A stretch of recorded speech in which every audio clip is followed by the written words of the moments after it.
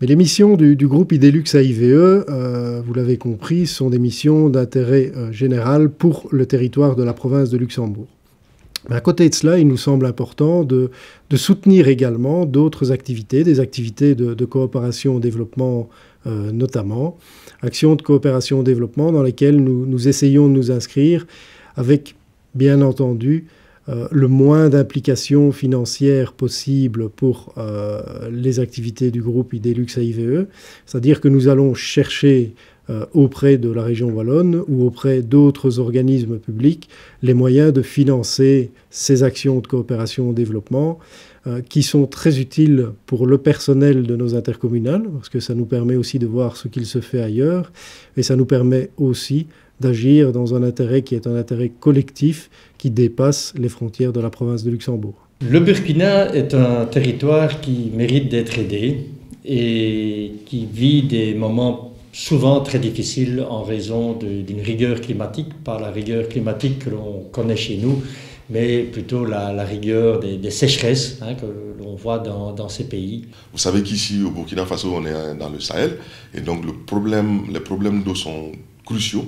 Et donc là, depuis 3 ans maintenant, et on va continuer sur encore les 3 prochaines années, un partenariat avec le ministère de l'Agriculture pour renforcer les capacités des cadres de ce ministère-là dans les techniques d'irrigation. Alors la journée du 22 mars, c'est la journée mondiale de l'eau. C'est donc important. Chaque année, l'AIVE organise des manifestations à l'occasion de cette journée mondiale de l'eau. Et je trouve fort intéressant qu'aujourd'hui, on mette l'accent plus particulièrement cette année sur la problématique de l'eau dans ces pays en développement. Là-bas, le soleil, la poussière, les gens qui ont soif, qui ne trouvent pas toujours l'eau nécessaire. Et la différence de climat, c'est cette planète Terre avec toutes ses différences et ses complexités.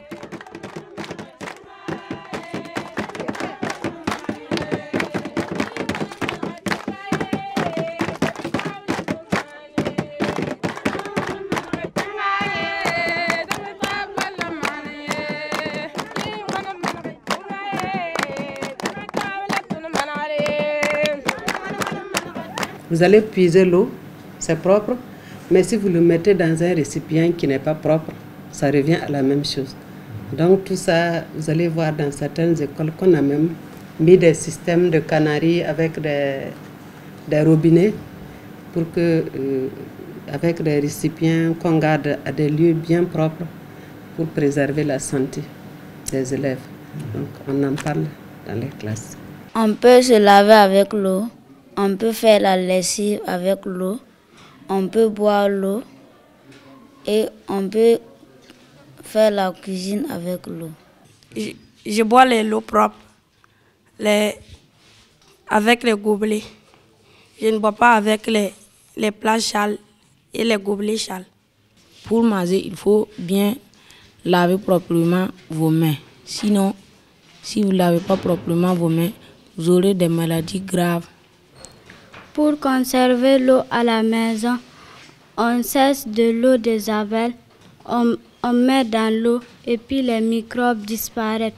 En ce temps, on peut boire, car l'eau est devenue propre. Sans l'eau, l'homme ne peut pas vivre, et puis les végétaux aussi. Nous nous réjouissons d'ailleurs d'avoir un puits où vous avez trouvé de l'eau, où nous avons trouvé de l'eau. Il y a eu une expérience malheureuse, il y en a une heureuse.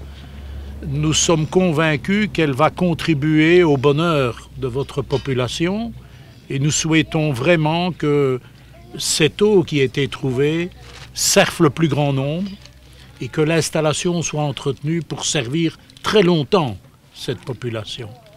Et nous en appelons aussi à votre jeunesse, à tous ces jeunes, ces enfants qui sont la population de demain, pour leur demander d'économiser l'eau, pour leur demander de bien utiliser l'eau qui a été trouvée, puisqu'on sait combien elle est rare chez vous.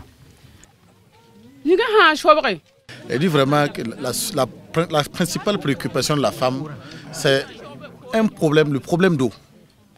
Parce que quand elles finissent les travaux champêtres et qu'elles doivent se rendre au point d'eau pour s'approvisionner en eau, elles prennent du temps. Parce qu'il faut faire la file pour pouvoir s'approvisionner. Et en temps, elles passent la nuit là-bas. Et quand ils arrivent à s'approvisionner en eau, il faut aller moudre la farine. Et si tu ne fais pas attention, tu vas passer 1 heure ou 2 heures au moulin. Parce que c'est le seul moulin pour tout ce gros village. Et quand tu arrives à la maison, le temps de finir la cuisine, il est minuit passé. Je crois que on ne peut travailler qu'avec les moyens que nous avons. Et nos moyens nous-mêmes sont limités. Par contre, nous pouvons rapporter en Belgique les problèmes qui viennent d'être évoqués. Nous sommes ici avec des techniciens de l'eau. Il y a des revendications qui peuvent nous intéresser, sur lesquelles nous pourrions travailler, comme, je suppose, la problématique de la construction d'un château d'eau. Donc vous êtes sur un site idéal d'aménagement d'un forage d'eau potable, donc que je peux vous décomposer brièvement.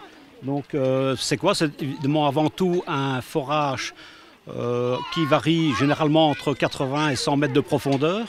Donc c'est un forage qui est creusé de manière classique, c'est-à-dire avec la méthode du marteau fond de trou. Donc ce forage est tubé évidemment pour éviter tout éboulement. Dans le forage est placée une pompe, dans le cas présent bien sûr une pompe mécanique qu'on appelle une pompe à main. Il existe également des pompes dites à pied. La surface est aménagée et la pompe est isolée du forage lui-même pour éviter toute infiltration d'eau dans le puits et toute pollution. Et alors, donc il y a une protection de l'ensemble et les eaux de débordement sont récupérées dans une goulotte étanche vers un bac abreuvoir qui sert également au bétail. Donc cet ensemble fait qu'il y a une protection immédiate de l'ouvrage et la nappe profonde est absente de toute pollution de façon idéale. Vous vous rendrez compte que la quantité d'eau qui échappe des bidons se retrouve dans cet abreuvoir qui n'est pas vraiment en bon état. Et comme effectivement c'est à ciel ouvert, c'est pas couvert, donc ça favorise la reproduction des moustiques. D'où effectivement en tout cas la présence de certaines maladies tropicales qui est vraiment le paludisme. Et c'est vraiment une maladie vraiment qui fait des ravages dans les localités du Burkina. Parce que les populations n'ont pas vraiment en tout cas une idée sur cette question d'assainissement. D'où vraiment en tout cas le volet sensibilisation dans le projet. Ce que Augustin vient de dire m'apparaît très important. Il faut d'abord savoir que lorsqu'on dépose un projet, il y a obligation d'avoir un volet formation. Et il est présent, heureusement, dans le projet présent. Il s'agit maintenant de mobiliser la population dans le temps et de prendre appui sur les groupements féminins et masculins pour faire en sorte que des situations telles que l'on vient d'évoquer ne soient plus possibles et ne se produisent plus du tout. La formation, elle se veut pratique. Il faut se trouver sur le terrain. Ensuite, on formalise les choses, on théorise en quelque sorte, mais on voit si les bonnes habitudes sont prises. Il s'agit qu'il y ait un suivi très net. Oui, c'est un ancien puits, un ancien fourrage. Donc, à ciel ouvert, vous vous rendez compte que ce n'est pas protégé. Donc, l'eau est stagnée. Voilà, l'eau est stagnée et ça favorise vraiment en tout cas la reproduction des moustiques. Ce fourrage a été réalisé en 1994 avec une profondeur de 60 mètres. En tout cas, c'est un fourrage dont l'eau est potable et propre à la consommation humaine. Parce que les petites quantités d'eau qui échappent effectivement des bidons sont en même temps profitables aux animaux. Donc le nouveau fourrage que l'AIVE a eu effectivement à réaliser viendrait effectivement en tout cas soulager les femmes sur la corvée d'eau. Si effectivement on fait la remarque, on se rendra compte qu'il y a moins de jeunes ici présents. Pourquoi?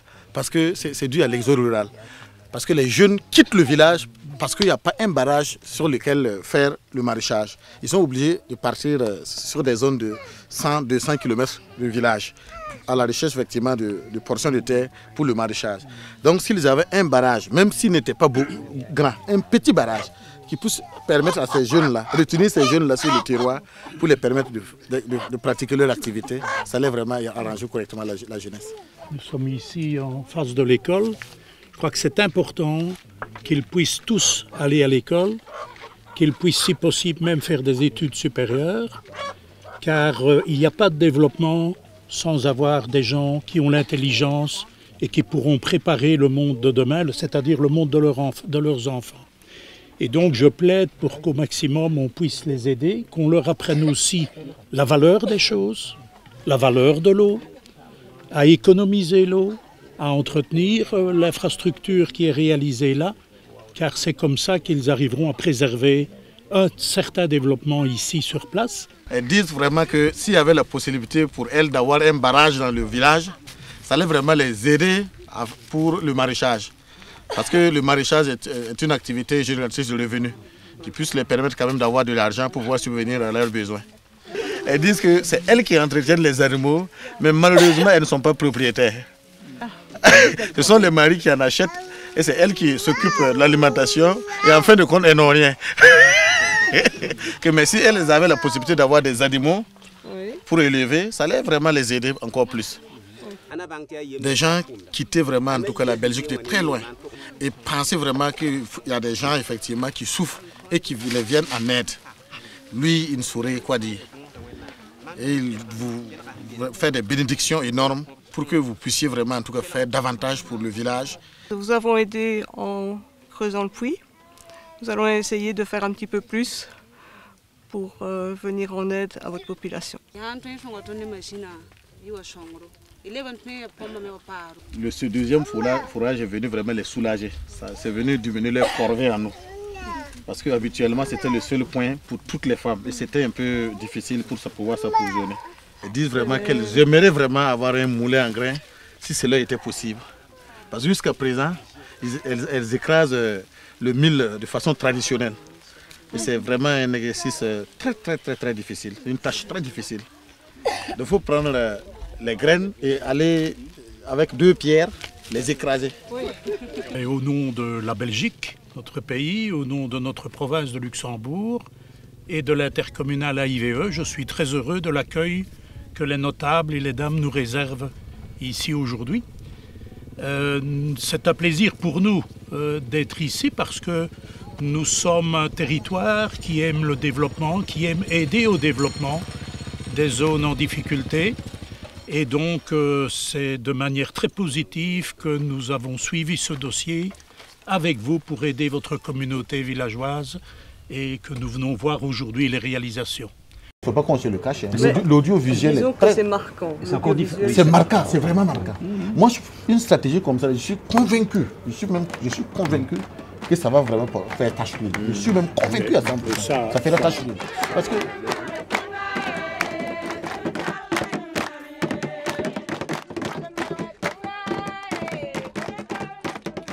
Dans la nature, l'eau de la mer devient vapeur, goutte d'eau, glace.